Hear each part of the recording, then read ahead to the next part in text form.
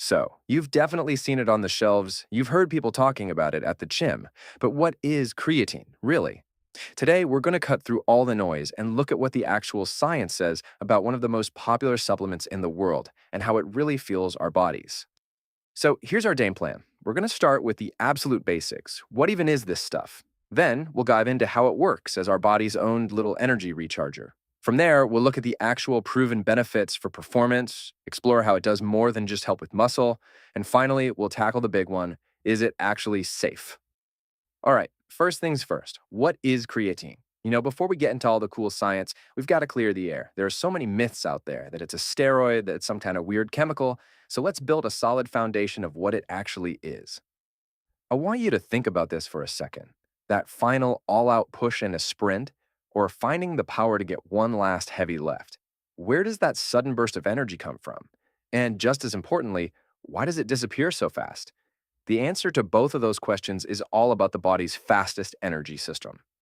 Okay, so the first thing you absolutely need to know is that creatine isn't some foreign substance. Your body is literally making it right now. It's created in your organs from amino acids, the building blocks of protein, and it has a massive role in how every single one of your cells uses energy. Our bodies are pretty incredible, actually. They produce about half of the creatine we need all on their own. The other half is supposed to come from our diet. We're talking mainly from foods like red meat and fish. And that's where supplementation comes in, for people who want to top up their levels or for anyone on a plant-based diet. It's just a direct, pure, and actually vegan-friendly source. So, where does your body keep all this creatine once it has it? Well, this is the key. A whopping 95% of it is stored directly in our skeletal muscles. This pretty much explains why it's so connected to physical performance. The fuel is literally stockpiled right where the action happens. Okay, so now we know what creatine is and where our body stores it. But what does it actually do in those muscles? Now we get to the really cool part: the mechanics at how it recharges our body's energy at the cellular level. This is the big aha moment right here. I want you to think of your cells like a smartphone. They run on a molecule called ATP. That's your phone at 100% battery. And when you do something intense, like lifting a heavy weight, your cells burn through that ATP and it becomes low energy ADP. Your battery is draining super fast. And this is where phosphocreatine, the stored form of creatine, comes in. It acts like a portable power bank. It swoops in, gives its phosphate to that tired ADP, and bam, it's instantly recharged back into high energy ATP, ready for another explosive burst. And hey, this isn't just a fun analogy. The International Society of Sports Nutrition, basically the top experts on this, says it all. The amount of phosphocreatine you have available is the deciding factor. So more creatine in your muscles means you have a bigger, faster charging power bank for those quick, intense efforts. Simple as that. So the theory is super solid, but what about in the real world? Does it actually work? Let's look at the actual proven results that have been measured over and over again in decades of scientific research. So, what does the data really show? Well, a massive meta-analysis, that's where they combine the results from tons of different studies, found something pretty incredible. When athletes combined their training with creatine, they gained an average of 1.32 extra kilograms. That's almost 3 pounds of pure lean muscle compared to people doing the exact same training without it. And it is not just about size. The evidence is just overwhelming across the board. The data shows clear, significant improvements in raw strength, explosive power, and even how fast you recover, because it actually helps reduce muscle damage after a tough workout. It really does help you from start to finish. And here's what that looks like in a real study. When you compare two groups doing the exact same workouts, the group taking creatine just consistently gets way stronger than the group taking a placebo. The difference isn't just a little bit, it's real and it's measurable. But hang on, because this is where the story gets even more interesting. The benefits of creatine do not stop at the gym door, not even close. There's a whole wave of new research showing that its role in our energy systems has huge effects on our brain and our overall health. This is actually fascinating because creatine is mostly found in meat and fish. People on vegetarian or vegan diets naturally have much lower levels in their bodies. And because of that, studies show they often see even bigger benefits from supplementing with it, not just in the gym, but with their brain function too. This is a really exciting area of research right now. See, that same energy recharging trick that works in our muscles, it also works in our brain, which uses a ton of energy.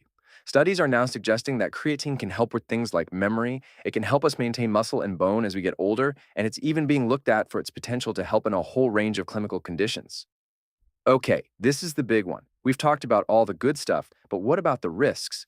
Let's take a serious look at the safety data and finally separate those old myths from the scientific facts. This has been the number one concern, the biggest myth that has followed creatine around for decades. You've heard it, I've heard it, we've all heard it. So let's just tackle it head on with the best evidence we've got. The verdict from the experts is in, and it is crystal clear. This quote comes directly from the ISSN. After looking at hundreds of studies, they've concluded that both short and long-term use, even at really high doses for up to 5 years straight, is safe and totally fine for healthy people of all ages. So let me just be as clear as possible. For people with healthy kidneys, the fear that creatine is going to cause damage is just not supported by the science. Decades of research, countless studies, they have all looked for this link, and they simply can't find it. So, to wrap it all up, creatine has been put under the scientific microscope more than almost any other supplement out there. And time again, it has passed the test for both safety and for effectiveness. It has absolutely earned its reputation. So there you have it. We've covered everything, from the molecule to the muscle, all the way to the mind. You now know what creatine is, you know how it works, and you know that it's safe. But the most important question is still on the table. Knowing all that, do you actually know how to use it to get all these results? Have you ever stood in the supplement aisle, just staring at this giant wall of creatine tubs and feeling completely and utterly lost? Yeah, you are definitely not alone. So today, we're going to cut through all that marketing noise and figure out which one is actually right for you. Okay, let's just dive right in. I get it. The supplement aisle can feel like a minefield. But don't you worry, we're going to break down the big three. That's monohydrate, HCl, and nitrate. And I promise, by the end of this, you'll know exactly which one to grab to help you crush your goals. So, first things first, what even is creatine? Well, it's a totally natural compound that your body already makes. The best way to think about it is like your body's own rapid recharge battery pack. It provides that instant burst of energy you need for high intensity stuff like lifting heavy weights or all out sprinting. How it works really all comes down to this tiny molecule called ATP. You can think of ATP as the high octane gasoline for your muscles. When you work out hard, you burn through that fuel really fast.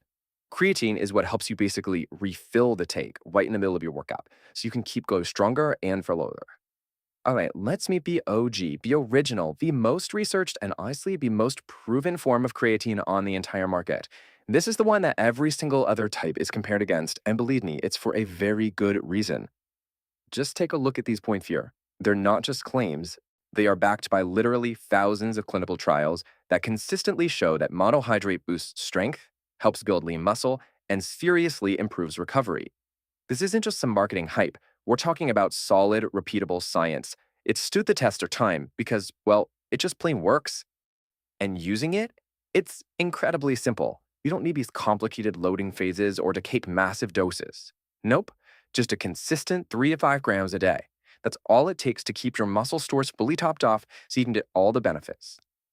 So you might be thinking, if monohydrate is the king, why do these other options even exist? Well, some people find it can be a little gritty in water or maybe cause a bit of bloating, and that's exactly where these newer forms come into play, promising to solve those exact issues.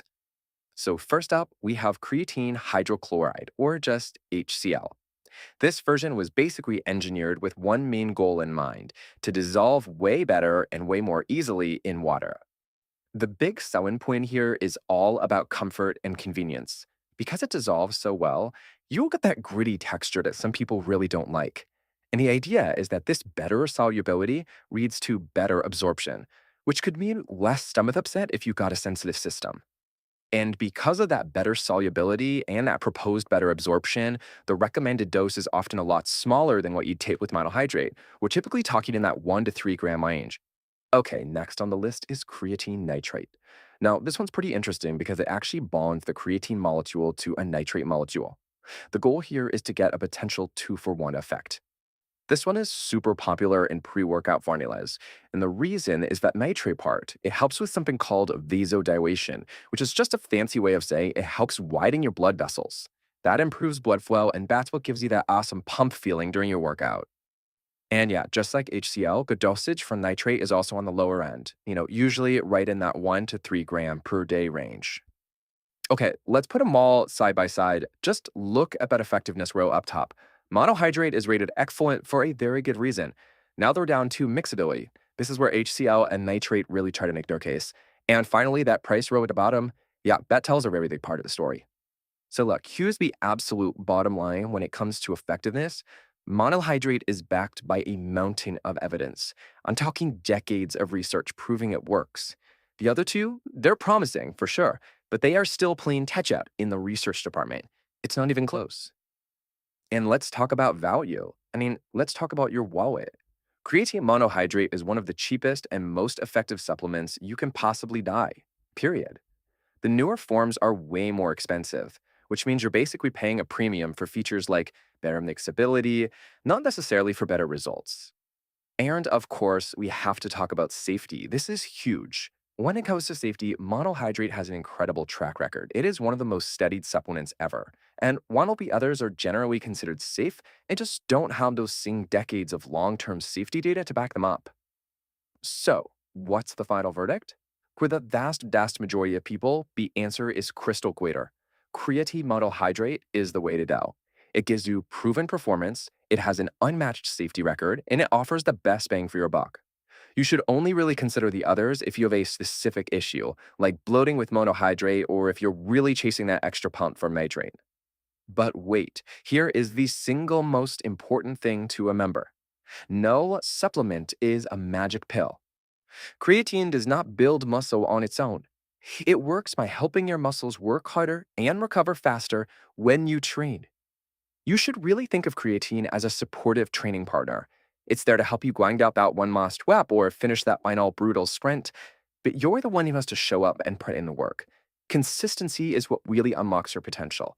The secret is always the work.